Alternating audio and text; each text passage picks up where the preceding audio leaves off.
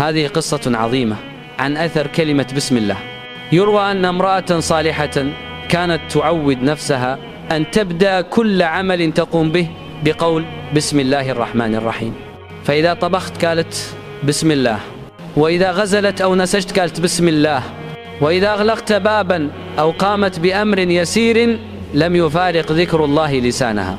غير أن زوجها كان رجلا قاسي الطبع بعيدا عن القيم الدينية، فكان يتضايق من ذلك كثيرا ويقول ساخرا في ضجر بسم الله مرة أخرى، ألا تملين من تكرارها؟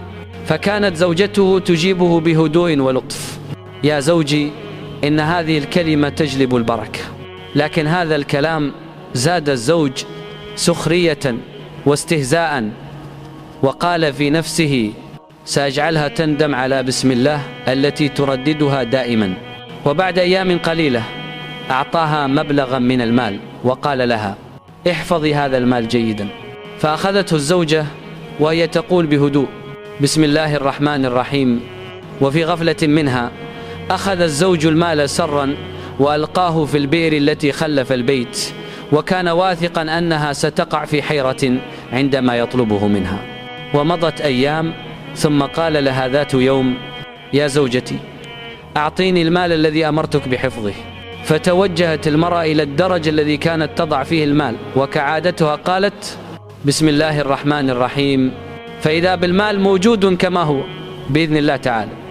فأخذته وقدمته لزوجها، فوقف الرجل مذهولا وقال بوجه تغمره الدهشة والله أنا بنفسي ألقيت هذا المال في البئر. عندها بكى بكاء شديدا وسجد لله تائبا مستغفرا، وعلم أن البركة كلها في ذكر الله. ومنذ ذلك اليوم لم يكن يبدأ خطوة في حياته إلا وهو يقول بسم الله الرحمن الرحيم